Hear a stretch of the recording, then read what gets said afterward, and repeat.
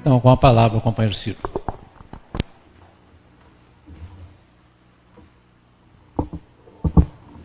Boa noite a todos. Que a paz do nosso Mestre Jesus possa permanecer conosco, não somente hoje, mas para todos os dias que se seguirem. Aproveitamos a grata oportunidade de darmos os parabéns a esta instituição de amor e de paz, que labuta na seara do Cristo há exatos 94 anos. Nada mais propício do que trazer nesta noite festiva, na noite de hoje, tentarmos compreender o que é de fato a casa espírita. Muitas das vezes estamos aqui há 1 ano, 6 anos, 10 anos, 15 anos, 20 anos, ou mesmo uma encarnação inteira, e não nos damos conta qual é a importância do centro espírita no meu viver, na minha vida.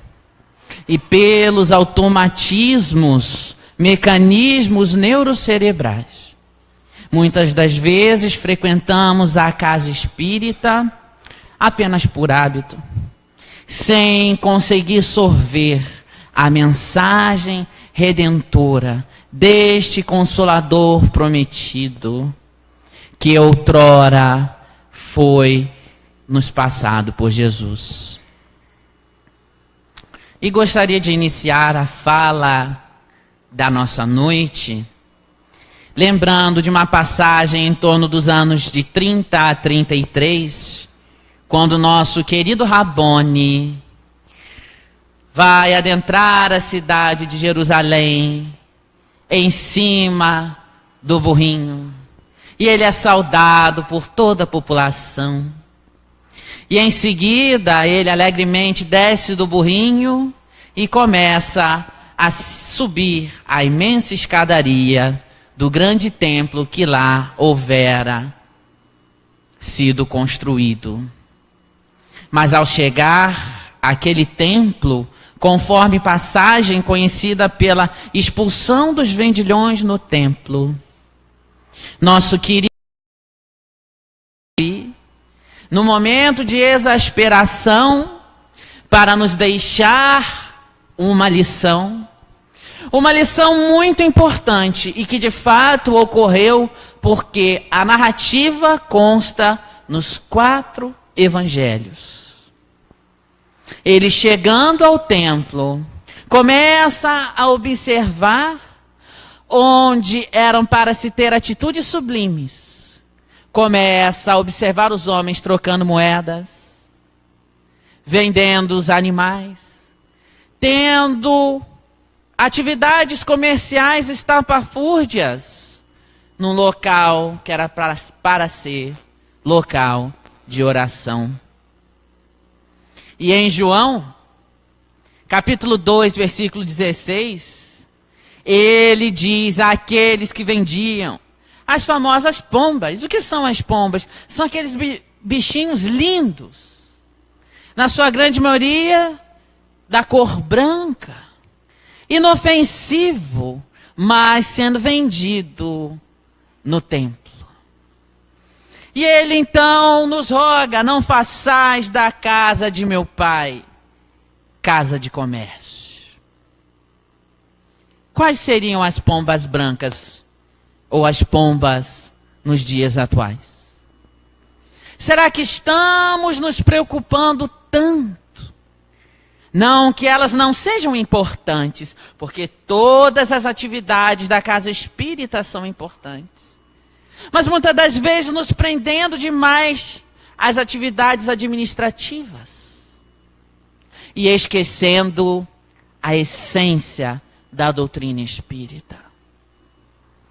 E eis que em Marcos, capítulo 11, versículo 17, Marcos nos detecta o seguinte, que Jesus assevera neste mesmo instante: não está escrito que a minha casa será chamada casa de oração para todas as nações, mas vós fizestes dela um covil de assaltantes.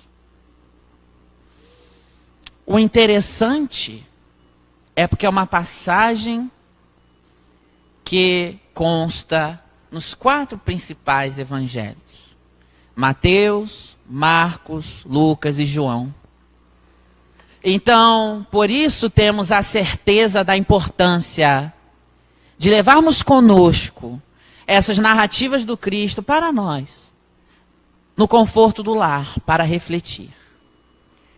Como está a nossa relação com a instituição espírita que nós frequentamos hoje?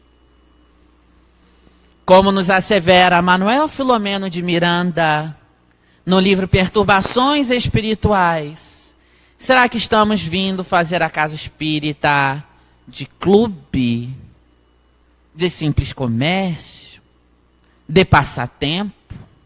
Ou será que estamos aproveitando esta oportunidade reencarnatória em que nascemos no Brasil e que tivemos a oportunidade de tomar contato com uma casa espírita para nos transformarmos moralmente?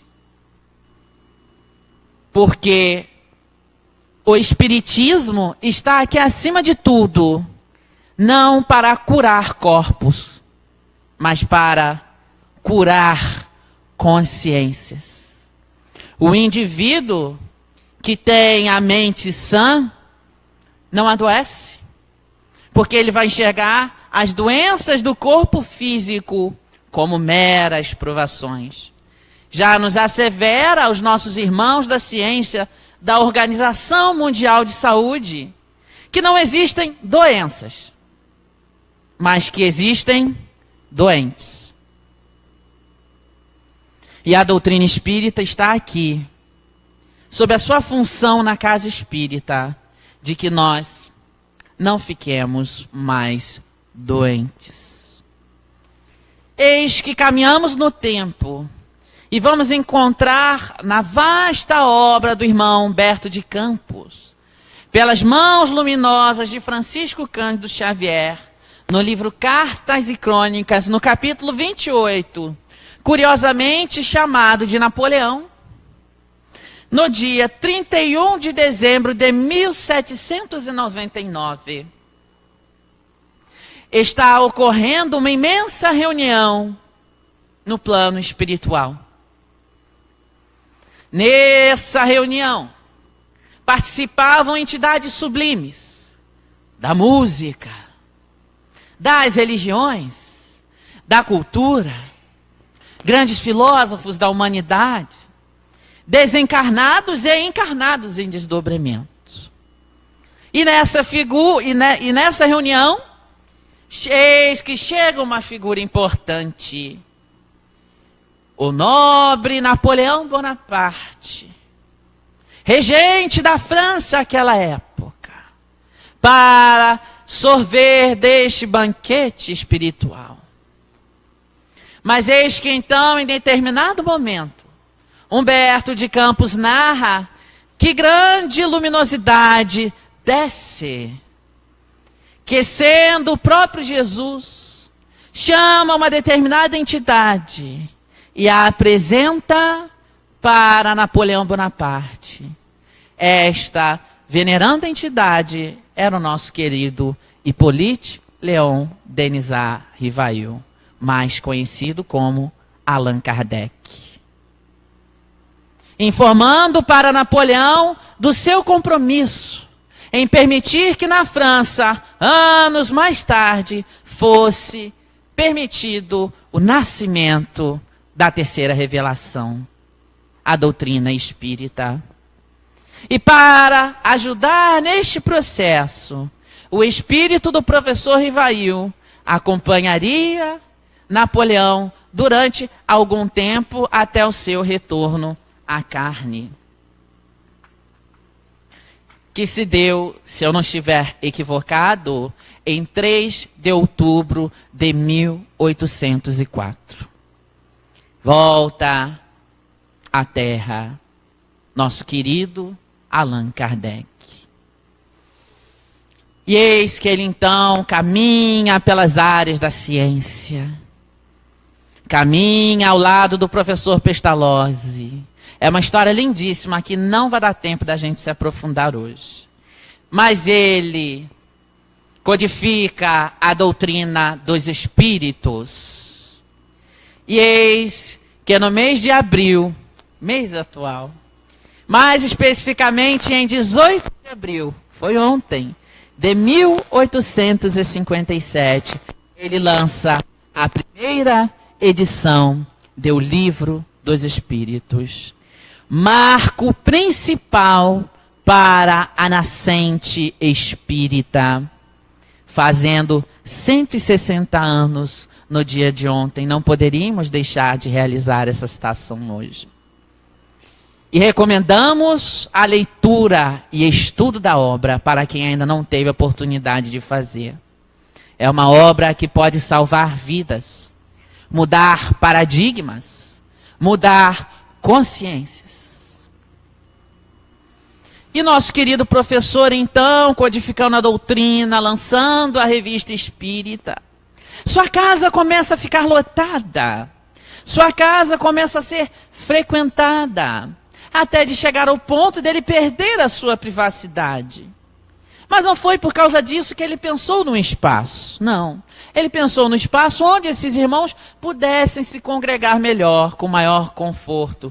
E eis que em 13 de abril, nesse mesmo mês que nós estamos, de 1858, numa sala no Palais Royal, eis que surge a primeira casa espírita constituída, a famosa Sociedade Parisiense de Estudos Espíritas. E muito engraçado é porque as dificuldades que Allan Kardec passara naquela época na Sociedade Parisiense não é muito diferente das dificuldades que nós enfrentamos hoje em nossas instituições. Poderíamos elencar diversas delas, mas nós trouxemos 4 que foram muito interessantes, porque não mudou muita coisa.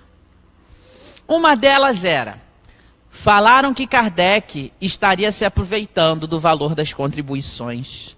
Quem é que nunca aqui, certa feita, ouviu falar aí, mas desconfiaram do dirigente de tal casa, ou desconfiaram das contas da casa? Quem é que já não viu isso? Eu já tive a oportunidade de presenciar isso algumas vezes, não foi uma só não. Não mudou muito. A mediunidade pública, como desculpismo de divulgação, já nos narra Marcel Souto Maior, no livro Kardec, a biografia, que na desculpa de se arrumar mais valores para a Sociedade Parisiense de Estudos Espíritas, deveriam ser realizadas demonstrações de mediunidades públicas, reuniões mediúnicas. E já naquele tempo, Allan Kardec já tinha essa consciência e ele delibera: vocês podem fazer, mas no dia seguinte eu estou entregando a presidência da Sociedade Parisiense, mostrando o compromisso do nosso nobre codificador com os preceitos demonstrados pelos espíritos. E falta de verba até para pagar o aluguel naquela época ocorria. Qual hoje é a casa espírita que não está com dificuldade financeira, que precisa fazer um evento aqui e outro acolá para se manter? E as casas espíritas vão crescendo e precisam se sustentar cada vez mais. Kardec e a Sociedade Parisiense também passou por aquela época. Tanto que grande parte do modelo que nós temos hoje, na grande massa das instituições espíritas, esse de sócio colaborador, sócio mantenedor ou sócio contribuinte, qualquer que seja o nome, já era um modelo utilizado por ele, conforme nós poderemos observar em O Livro dos Médiuns, na parte onde fala da Sociedade Parisiense de Estudos Espíritas, mais especificamente em seu estatuto. Um outro grande problema que já ocorria naquela época e que hoje não é diferente. O lançamento de obras antidoutrinárias no movimento espírita. Aquela época, já nós, infelizmente, Jean-Baptiste Rusteng lança uma obra que não vai de encontro aos preceitos dos espíritos, devidamente dispostos em um controle universal do ensino dos espíritos do livro O Evangelho segundo o Espiritismo. Então, já naquela época, havia-se esses questionamentos: o que era doutrinário? O que era antidoutrinário? Isso nós não passamos hoje. Graças a Deus, temos a grata oportunidade de sermos livreiros nesta encarnação e recebemos diariamente enxurradas de lançamentos espíritas em nosso meio, ou dito espíritas, mas de que espiritismo não tem nada. Então a gente vê que caminhamos exatos 160 anos no dia de ontem. Mas não mudou muita coisa. Melhorou? Melhorou. Mas os problemas, eles ainda continuam. Mas para todo problema, há solução, há remédio. Nosso querido Espírito de Verdade, no capítulo 6, item 5 do Evangelho, segundo o Espiritismo, já vem nos conclamar: espíritas, amai-vos, eis o primeiro mandamento. Porém, instruí-vos, eis o segundo, nos dando informação da necessidade de estudarmos e conhecermos a codificação. Ah, Ciro, ser espírita dá trabalho, não dá? Dá trabalho. Tem que ler bastante. Se a gente pegasse só a codificação, que são 5 livros, mais as 12 revistas espíritas, mais os opúsculos de Kardec, isso daí já daria uma encarnação inteira para estudar. Se parássemos aí.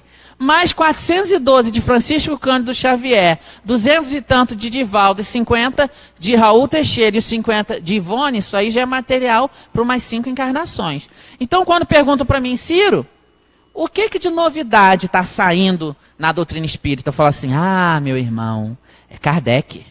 160 anos, mas ainda tão mal compreendido e estudado. Vejamos uma coisa, meus irmãos. Kardec foi enviado pelo próprio Cristo. Não poderia obedecer a erros. E todo o seu trabalho foi milimetricamente corrigido pelo Espírito de Verdade. Então, o estudo da codificação, ele deve nortear todas as atividades das nossas instituições espíritas. Instituição espírita que não tem estudo de ESD ou de obra básica, está comumente em direção ao fracasso. Porque eis que se uma casa é espírita e não estuda a codificação, ela não pode ser considerada uma casa espírita. Ela é, na melhor das hipóteses, uma casa espiritualista, que também não tem nenhum problema ser uma casa espiritualista. Mas se a gente tem a pretensão, a intenção de sermos espíritas, vamos ser espíritas. Porque se eu fico no morno, como diz Emmanuel, se eu fico no meio termo, eu não vou ser nem um bom espírita e nem um bom espiritualista. Porque quem faz meia coisa, não faz ela por completo. E caminhando, anos mais à frente, trazemos aqui 2 colocações de um professor que estudou todas as diretrizes de casa espírita. Infelizmente esquecido no nosso movimento. Talvez eu fale aqui, poucos irão conhecer o seu nome, chamado, nosso querido professor, onde quer que esteja, escute a nossa voz. Professor José Herculano Pires. Grande pesquisador, fundador, um dos grandes fundadores das Federativas de São Paulo. Tem uma história lindíssima, uma biografia lindíssima. Era amigo íntimo de Chico Xavier, se correspondia por cartas. E numa dessas cartas, ele recebe uma psicografia de Caibá Schutel pelo próprio Chico, dizendo: vá, meu irmão, não pare e prossiga. com seu trabalho.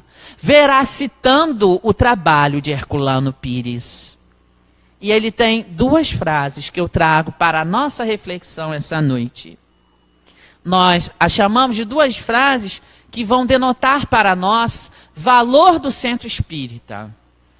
Essa está presente num livrinho chamado O Centro Espírita. Livrinho porque ele é fino, mas as pessoas pouco leem. Seria muito importante os dirigentes de toda instituição espírita conhecerem essa obra. E ele diz que se os espíritas soubessem o que é o centro espírita, quais são realmente a sua função e a sua significação, o espiritismo seria hoje o mais importante movimento cultural e espiritual da Terra.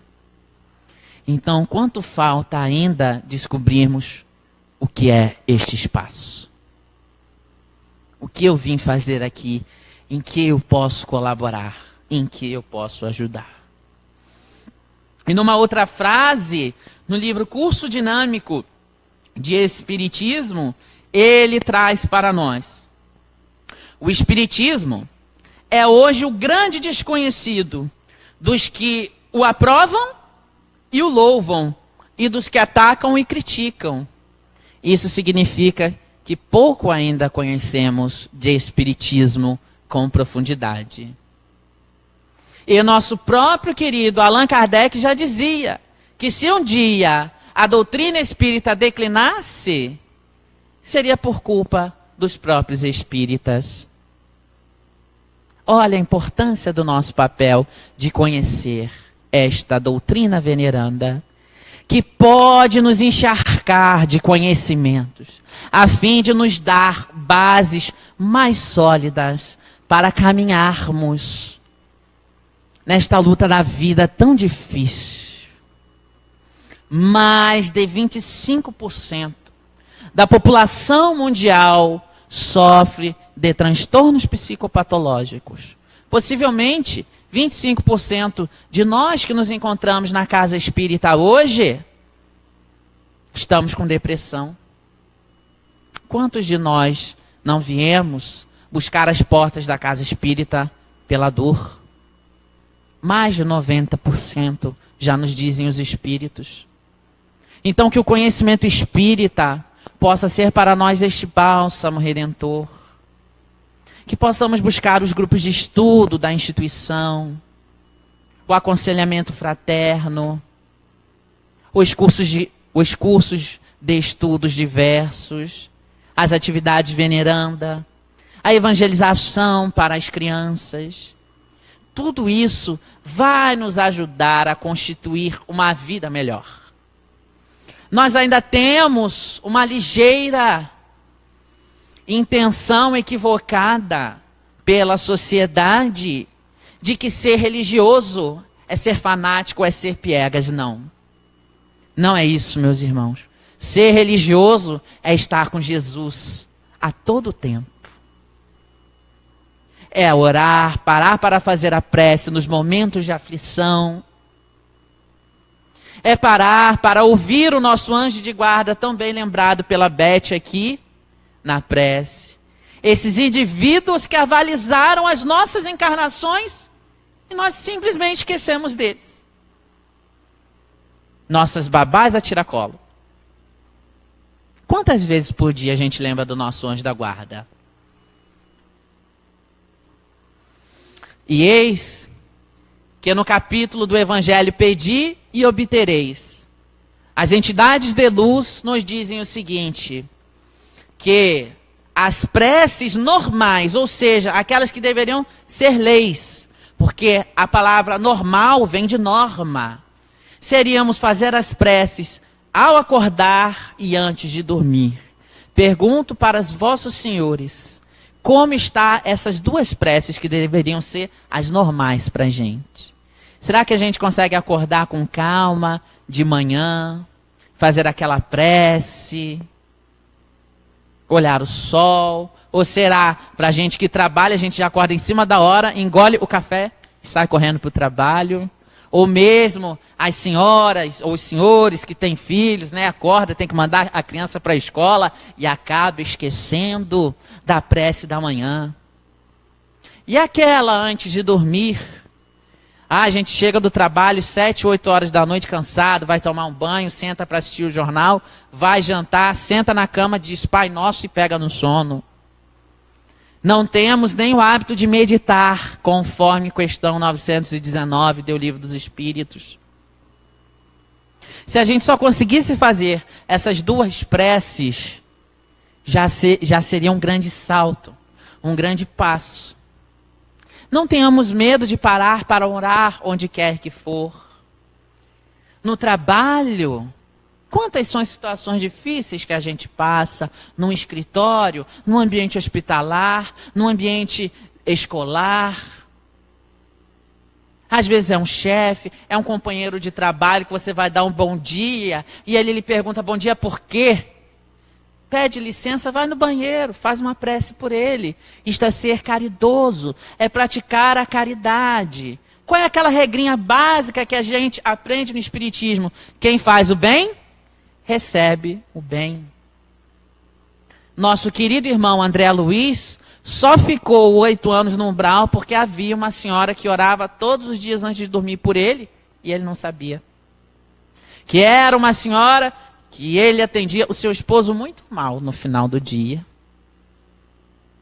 E isso vem mostrar para nós o poder da oração, da prece e da fé. E a Casa Espírita está aqui justamente para promover este sustentáculo. Quando a gente vem a uma reunião pública, a uma palestra pública, vem a renovação energética. A gente chega aqui, recebe uma bomba de energia positiva. Porque aqui ninguém liga uma televisão numa novela, num programa indevido. As conversas aqui são mais sublimes. Então, o ambiente aqui está imantado de coisas positivas. Por isso que quando eu adentro o portão do Trabalhadores de Jesus, eu tenho que, estou adentrando a Casa Espírita, vou domar os meus pensamentos, para eu receber neste momento. Não é egoísmo, deixa problema lá fora, né? Deixa as pessoas que precisam lá fora, ora por elas aqui sim, mas pensa que esse momento aqui é um repositório energético para cada um de nós. Quantos são os nossos familiares que não frequentam a Casa Espírita e a gente chega em casa, eles falam, nossa, mas você chegou tão bem. Nossa, você passou por mim, eu senti um negócio, uma leveza. Porque é a energia, é a positividade que a gente leva deste espaço. Mas afinal, o que é um centro espírita, Ciro? Você está tanto falando aí, o que é realmente essa casa? Eu gosto, particularmente, existem muitas definições. Mas eu gosto muito de uma do nosso querido irmão Richard Simonetti, da cidade de Bauru, São Paulo, que ele faz uma citação no programa Transição. Porque eu acho que identifica muito bem 3 estágios que a grande maioria de nós passa na Casa Espírita. Nem todos passam, mas a grande maioria. Num primeiro momento, quando a gente chega na Casa Espírita, ela é para nós um hospital, um pronto-socorro. Conforme nós falamos aqui anteriormente, mais de 90% das pessoas, dos indivíduos, vêm à Casa Espírita por problemas de saúde, psíquicos ou mesmo mediúnicos, dentre outros. Então, vem buscar esse pronto-socorro que é a Casa Espírita. Vem aqui e recebe através da água magnetizada, através do passe, através das irradiações, através do culto do Evangelho no lar. Vai receber, né, todo este amparo espiritual e material. Porque os tarefeiros, os trabalhadores da casa mediúnica têm que se dispor ao trabalho. Mas aí então a gente veio, se tratou, melhorou e fala assim, nossa, estou me sentindo bem melhor do que há 6 meses ou do que há 1 ano atrás. Então agora eu quero aprender o que ocorreu comigo, o que fizeram comigo. Então, num segundo momento, quando você desperta, tem o famoso insight, você se inscreve num grupo de estudo. E, neste segundo momento, a casa espírita se torna para nós uma escola. Uma evangelização de adultos. Igual a evangelização infantil, a evangelização dos adultos são os grupos de estudo. Então a gente vem, aprende, começa a tomar a cerca melhor do que é uma reencarnação, do que é a mediunidade, do que é a influência dos espíritos em nossas vidas e em nossas ações. E daí então aí a gente vai lá, faz o ESD 1, faz o ESD 2, faz o ESD 3, aí fala assim, já me formei em espiritismo. Não, isso não existe. Em matéria de espiritismo, somos eternos aprendizes. O estudo, ele não para nunca. Ele não cessa nunca. Então não vamos achar que porque somos médios não precisa mais ler livro dos médios. Não, o estudo, ele é incessante. Não para, ele não cessa. Mas aí então eu venho, estudei, fiz ESD 1, ESD 2, ESD 3, vou continuar os estudos, mas estou sentindo a necessidade de trabalhar, de me doar, de querer passar tudo aquilo que eu recebi, que foi ótimo, e que agora eu já compreendo na sua essência o que é. Então, nesse terceiro momento em que eu me inscrevo para trabalhar numa tarefa, qualquer que seja ela, não há demérito em nenhuma tarefa na casa espírita.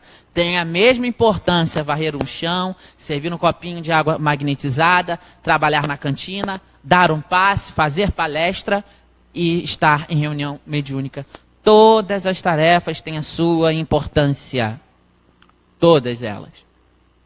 Então, nesse momento, a casa espírita passou a ser para nós um posto de trabalho. Então vejamos que fica muito bem nítido esses 3 estágios que a casa espírita tem em nossas vidas.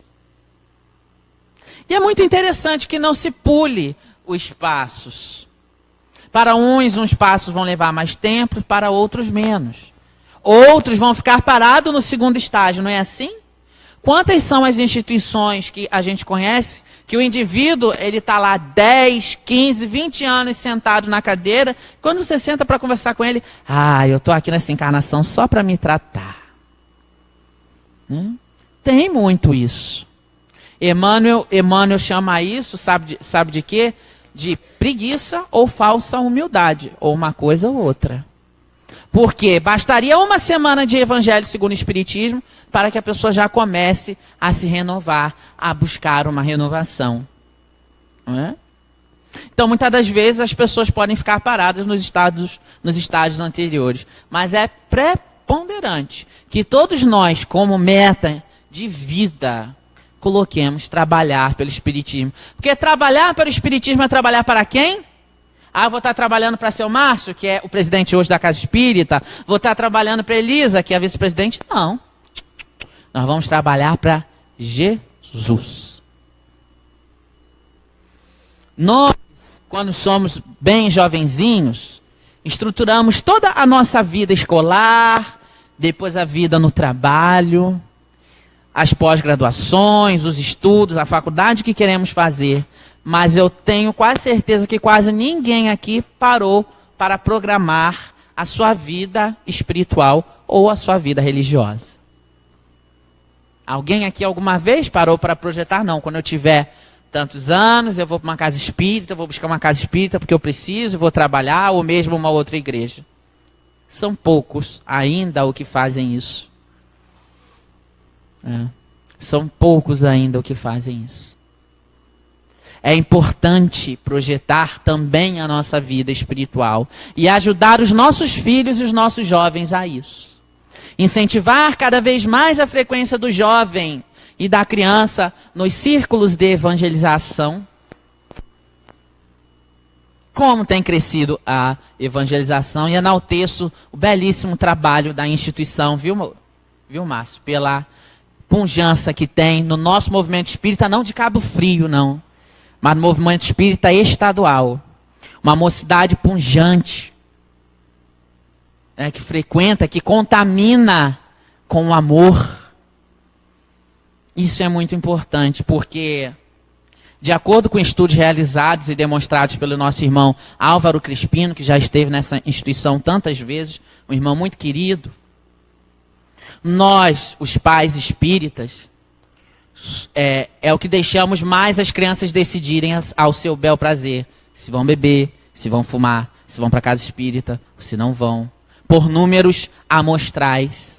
E Emmanuel já nos demonstra que até os 18 anos a criança está em processo de formação psíquica. E que devemos sim, na medida do possível, colocar as crianças e os jovens nas mocidades e nos grupos de evangelização.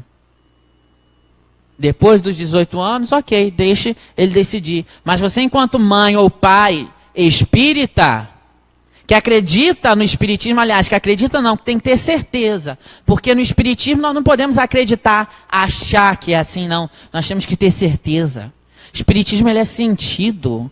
Por isso que dizem que há 2 momentos na doutrina espírita.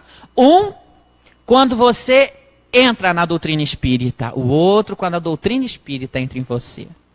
E quando ela entra dentro de nós, há uma libertação que vocês podem não ter tamanha concepção disso. Mas quando ela entra dentro de nós, é uma libertação. Porque a gente passa a compreender e a entender que nós não temos mais a quem culpar. Olha, mas eu estou assim porque meu filho é ruim. Mas eu estou assim porque meu esposo é ruim. Nós não temos mais a quem culpar. Nem aos coitadinhos dos nossos obsessores. Porque se somos hoje perseguidos, é porque um dia nós perseguimos.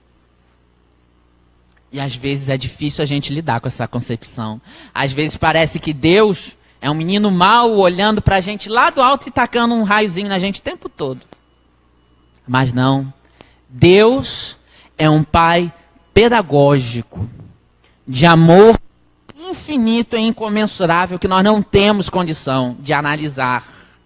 Mas, através das suas leis naturais, que são perfeitas, coordena a nossa vida e o nosso vogar. Para vocês terem uma ideia do que é esse cuidado que nosso Pai tem conosco, se uma criança vira para você, né, um filho, uma filha, um sobrinho pequenininho, 7, 8 anos, e fala assim: mãe, ou tio, ou tia, o pai, o avô, dá um copo de cachaça para eu beber. Você vai falar o quê para essa criança? Tá maluco, menino? Você só tem 7 ou 8 anos. Não está nem no momento de você pensar nisso. Nem de passar por essa experiência. Depois do 18 você decide. Eu não vou aconselhar. Mas agora não está no seu momento, não está na sua hora. E muitas das vezes, quando a gente faz uma prece para Deus, e falamos assim: Senhor, me dê dinheiro, por exemplo, eu preciso ter mais dinheiro. E Deus tem a mesma atitude conosco. Meu filho, não é o momento de você ter mais dinheiro, porque você não vai saber lidar com esse dinheiro e vai se perder pelo dinheiro. Vai se perder pela matéria. Ou mesmo pode ocorrer a cura para uma doença. Às vezes você precisa aprender algo com essa doença. Vamos fazer das doenças as nossas grandes amigas. Lembremos, por todas as intempéries que tiveram, mas foi um legado que ficou para o estado do Rio, foram Jogos Olímpicos, Paralímpicos. Quantas pessoas sem braços, sem pernas, deficientes neurocerebrais, que estavam lá felizes e alegres praticando esporte, e muitas das vezes nós acordamos de manhã com uma dorzinha de cabeça e saímos bravejando para o mundo inteiro. Então a gente precisa ter esta consciência de que Deus toma conta de nós como se fosse um pai. Por isso que Jesus muito carinhosamente, muito cuidadosamente o chama de Pai. Pai nosso que estás no céu, santificado, Senhor, seja o teu nome. Venha a nós o teu reino e seja feita a vossa vontade, assim na terra como no céu. E o pão nosso de cada dia nos dai hoje, e perdoai as nossas dívidas, assim como nós perdoamos aos nossos devedores. E não nos deixes cair em tentação, e livrai-nos de todo o mal. Essa é a figura que Jesus deixa desse pai para nós. Não é um pai não é um pai mal educado que dá tudo na mão da criança. Mas então, caminhando para as nossas reflexões finais, trago aqui algumas atividades principais do Centro Espírita. Seriam elas as atividades de educação, que seria evangelização, os grupos de estudo, reuniões públicas e seminários. Esse momento que nós estamos é uma reunião pública. São as atividades da área de educação espírita. As atividades do atendimento espiritual, quais seriam? Recepção, passes, água magnetizada, irradiações, evangelho no lar, explanação do evangelho. As atividades mediúnicas, curso da mediunidade, educação mediúnica, reuniões mediúnicas e desobsessão. São as 4 atividades principais básicas em relação à mediunidade. Não que a mediunidade não perpasse todas as outras atividades, né? Divulgação da doutrina pela comunicação social, através de jornais, internet, TV. Os serviços de atividade e promoção social espírita. As atividades administrativas e financeiras e as atividades de unificação. Essas são as atividades basilares para toda a casa espírita. Só que nós extraímos, né, de uma coleção chamada Diretrizes do Conselho Espírita do Estado do Rio de Janeiro. Essas aqui são as mais básicas para toda a casa espírita. Poderão haver outras? Poderão, sem problema nenhum. Mas essas aqui são as básicas, não teríamos aqui como elencar a todas. Até porque muitas instituições espíritas têm trabalhos um pouco mais específicos, como, por exemplo, um hospital espírita, como é o caso, né, das Casas André Luiz, em São Paulo, que é uma grande rede de hospitais espíritas, né, que trata principalmente de pessoas, né, com problemas mentais, onde é feito o tratamento do corpo físico, mas também é feito o tratamento do espírito, com passes e tudo mais. Agora, chegando ao nosso final, vou trazer aqui algumas indicações que nós podemos perceber ao longo desses anos na doutrina espírita, do que o centro espírita e os ensinamentos espíritas podem de fato realizar pela gente, podem realizar por cada um de nós. Eu costumo muito trabalhar esse texto com os companheiros que estão chegando na casa espírita. Mas isso aqui serve para a gente sempre estar voltando para que a gente possa interiorizar a casa espírita que mora dentro de cada um de nós, dentro do coração de cada um de nós. Será que a gente lembra nas nossas preces, na nossa casa de orar pelo Centro Espírita Trabalhadores de Jesus? Vocês acham que Trabalhadores de Jesus não precisa de prece? Precisa de prece.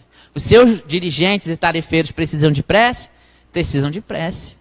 É altamente complexo ser coordenador ou presidente de uma instituição espírita.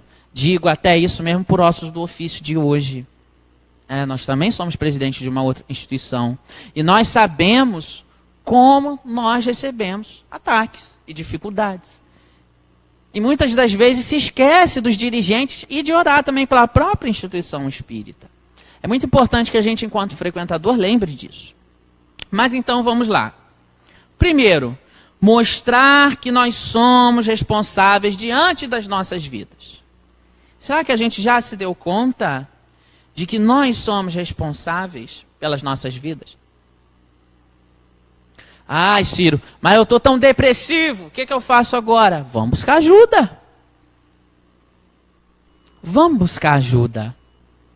A gente tem muita timidez em procurar um psiquiatra, por exemplo. Acha que é médico para doido, né? Para maluco. Não, vai no psiquiatra e vem no atendimento fraterno da casa espírita. Vem nos plantões de passe. Vem nas reuniões públicas.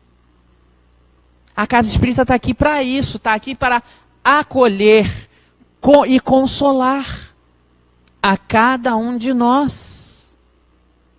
Ah, Ciro, mas eu acho que tem um encosto comigo. Vem na casa espírita conhecer os trabalhos da instituição, vem conversar com os companheiros nos grupos de estudo para entender melhor o que é esse possível encosto, entre aspas. É um termo muito popular utilizado. Porque nós vamos perceber que realmente nós somos os grandes responsáveis por tudo de positivo que ocorre conosco, mas por tudo de negativo também. Segundo ponto, compreender as lições morais do Cristo e dos grandes mentores da humanidade. Então, é um local onde a gente vem para conversar sobre os ensinamentos de Jesus, vivificar, aprender, para praticar lá fora. A verdadeira escola é lá fora. A gente aprende, lê, estuda aqui, mas vai praticar lá fora. Aqui é muito fácil praticar, não é? Aqui é muito fácil abraçar, beijar e ouvir. Lá fora é que é complicado. Quer ver a gente perder 2, 3 minutinhos da nossa paciência? É começar a assistir desde a semana passada o Jornal Nacional ou o Jornal Hoje, com a todo momento aquelas delações premiadas. Quem aqui não solta uma palavrinha negativa? Ah, esse aí... É assim que a gente se testa. É assim que a gente se testa. É no dia a dia. Ah, Ciro, estamos fazendo cursinho para virar santo? Não, até porque não dá, aqui é prova e expiação, sinto muito informar. Não dá para ser ainda. Mas estamos aqui no exercício para melhorar algo de uma moralidade. Qual o nosso maior guia e modelo? Jesus. Os amigos espirituais não seriam hipócritas em responder isso se não fosse possível seguir os ensinamentos de Jesus. Vejamos que nem os seus apóstolos eram perfeitos. Tínhamos lá, né, o incrédulo, que só acreditava vendo. Tínhamos o cobrador de impostos, tínhamos os ignorantes. Teve Pedro que embainhou uma espada e arrancou a orelha lá do centurião. Eram perfeitos eles? E não foi possível seguir o Cristo? Ora, basta que olhemos o livro Paulo e Estevão. Jesus desencarna, é fundada a mansão do caminho. E o que acontece com Tiago? Tiago, depois de ter convivido tanto tempo com Jesus, ele quer trazer todo o ritualismo judaico para a mansão do caminho. Bastou conviver com Jesus e estar ali presente face a face com ele? Não bastou. Então, se já foi difícil para ele que esteve ali com o mestre, que dirá para nós? Não vai ser fácil não, gente, mas a gente tem que perseverar. Perseverança é a chave. Compreender a reencarnação. O que é a reencarnação, esse universo da reencarnação? Por que a gente morre? Por que a gente volta? Por que a gente esquece? Vamos compreender isso muito bem nos grupos de estudo, nas reuniões públicas. Atenuar o medo de morrer. Quem tem medo de morrer, levanta a mão. Nossa, ninguém tem medo de morrer aqui? Também, Márcio. Porque toda casa espírita que eu pergunto isso, todo mundo levanta a mão. Eu tenho medo de morrer. Eu tenho. Muito embora Kardec diga no livro Céu e Inferno que os espíritas não tenham medo de morrer, eu não acredito que a gente ainda está nesse ideal, não. Nós ainda temos muito medo de morrer porque não sabemos como vivemos. Não sabemos como estamos conduzindo as nossas vidas, as nossas encarnações. A gente não sabe se fez mais bem ou se fez mais mal. Né? Entender a relação corpo e espírito. Nós somos corpo ou nós somos espírito? Somos espíritos encarnados. Isso aqui vai ficar. O que a gente leva depois? Meu reino não é deste mundo, já dizia Jesus. Então o que nós levamos são as aquisições morais. Não vamos levar dinheiro, não vamos levar carro do ano, não vamos levar televisor, não vamos levar nada disso. Vamos levar as aquisições morais. Não vamos levar o esposo e a esposa, tá, gente? Também não. Também não. E saber que toda doença que ela começa no nosso organismo físico, seja uma pequena gripe, é porque aquilo já se alojou no nosso perispírito. Perispírito ou corpo bioplasmático. Tanto faz. Né? Entender a relação parental. Por que nós temos tanta dificuldade com os nossos parentes na nossa casa? Saber por que às vezes a gente tem melhores sentimentos por um não parente do que por um parente. A gente fala, nossa, eu tenho a sensação que fulano é mais minha irmã do que a minha irmã de sangue. Isso tudo, compreendendo essa relação parental, nós vamos descobrir o porquê disso. Que as leis divinas estão gravadas na nossa consciência. Se as leis divinas estão gravadas em nossa consciência, podemos supor que partículas de Deus estão dentro de nós. Vós sois deuses, podeis fazer o que eu faço e muito mais. Já nos diz Haroldo que a nossa relação com Deus é muito interessante. É como se fosse de células, e por isso que cada um de nós somos células divinas. Porque as células sanguíneas, ao mesmo tempo que elas estão dentro do nosso sangue, o sangue também passa por dentro delas, filtrando. Então, ao tempo que elas estão imersas no sangue, o sangue também está dentro delas. Assim é a nossa relação com Deus. Ficou claro? Então, ao passo que estamos dentro de Deus, Deus está dentro de nós. Ciro, como assim? Questão 1 do Livro dos Espíritos. Que é Deus? Deus não é um homem. Deus não é uma figura. Não existe nenhuma representação lógica para Deus. Existe senti-lo, sentir Deus. Explicá-lo? Muito pouco. Muito pouco. Libertar-nos dos dogmas. Gente, isso é uma benção. A gente se libertar dos dogmas da igreja. Tem que orar tantas Ave Maria, tantos Pai Nosso. Tem que levantar tal hora para pagar a promessa tal. E tem a quaresma que acabou de passar aí, não pode comer carne. A gente se liberta desses dogmas. Ficamos libertos disso tudo. Desses vícios mentais. Entender a influência dos espíritos em nossas vidas. Questão 459 do Livro dos Espíritos. Influi os espíritos em nossos atos e em nossas ações? Muito mais do que vos imaginais. Eis que de ordinário são eles que vos dirigem. Meus irmãos, Allan Kardec, no caso o professor Rivail, era conhecedor de diversas línguas, de diversas ciências, de gramática, de matemática, de magnetismo, de muitas coisas. E os espíritos respondem a Kardec, que era este crânio, dizer que ele não tinha a concepção sobre isso, que dirá nós, simples mortais. De qual tão grande é essa influência dos espíritos em nossas vidas. Ah, Ciro, mas nem tudo é espiritual. Depois de ler isso e entender isso, eu digo, infelizmente, meu irmão, é espiritual. A grande jogada nisso tudo é escolher com quem nós queremos nos conectar. Com os espíritos positivos ou com os espíritos negativos. Isso sim, nós temos a chance dessa escolha, que é chamado livre-arbítrio. Cada um de nós tem. Se eu estou assistindo, e me perdoem as pessoas que gostam de novela, mas se nós estamos assistindo uma novela que tem vingança, sexolatria, ciúme, brigas, vai ser Jesus que vai estar sentado do nosso lado naquele momento assistindo conosco? Não pode, né? Não pode ser. Tornar a nossa fé mais racional. Olha só, qual é a fé que a doutrina espírita coloca para nós? A fé da razão. A fé aliada à ciência, comprovações científicas. E nisso a doutrina espírita tem um legado enorme. Vide as cartas consoladoras de Chico Xavier. Quantas comprovações científicas sobre a reencarnação, sobre a imortalidade da alma. Ninguém morre. A morte é aqui, prisão é aqui no corpo. Vamos lá no capítulo do livro Os Mensageiros sobre a reencarnação do Segismundo. Por que Segismundo não queria voltar? Ele diz.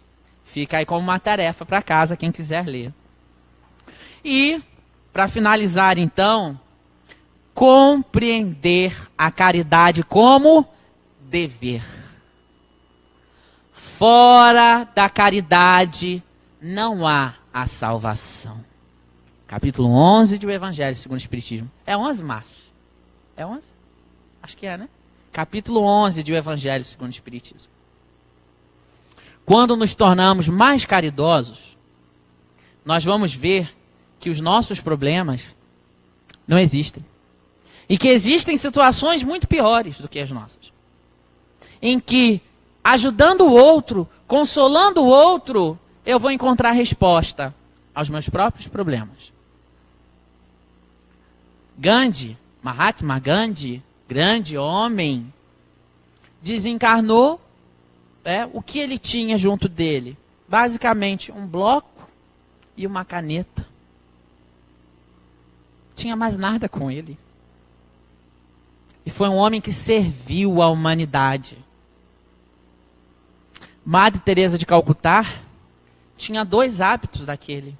Enquanto ela usava um, o outro estava lavando. Não tinha mais nada. Chico Xavier tinha 2 terninhos daqueles bem surradinhos. Para poder aparecer em público, porque enfim era uma necessidade. E de resto, dormia numa cama que ele pedia. Era uma tábua de madeira com uma finíssima camada de espuma, forrada com jornal. Pedido dele. Francisco de Assis não tinha nada, raspou também as suas madeixas, para se tornar mais simples, simplificar a vida. Óbvio que isso são atitudes exteriores, mas eles também tiveram as atitudes interiores, de simplificação da vida, de se libertar, de ver que nós podemos fazer a diferença, promover a diferença no mundo. Está lá, meus irmãos, em lei de conservação no Livro dos Espíritos. Somos co-criadores. Estamos ajudando Deus a criar o tempo todo. O amor, a paz, a fraternidade, a caridade. Cada um de nós tem uma importância nessa vida. Cada um de nós é um ser tão importante para Deus. Porque a sua lei de amor, ela rege do átomo ao arcanjo. E a gente esquece isso e muitas das vezes nos colocamos como sendo o último caroço do saco de feijão, aquele mais bonito e mais exclusivo. Reclamamos de tudo, que a vida não está boa. E quando a gente olha um pouquinho mais lá, vamos lá para o meio do hemisfério, irmãos, fugindo dos seus países, não é nem para ter um teto, é para ter uma nação, uma nacionalidade. Se formos em algumas regiões mais longínquas aqui, de Cabo Frio, mais interiores, nós vamos ver pessoas com extrema pobreza e dificuldade. E por isso que as nossas casas estão com os trabalhos assistenciais abarrotados. Porque a humanidade sofre. Mas a gente pode contribuir para uma humanidade melhor. Cada um de nós tem o poder. E repito para finalizar. Vós sois deuses. Podeis fazer o que eu faço. E muito mais. Muita paz, meus irmãos.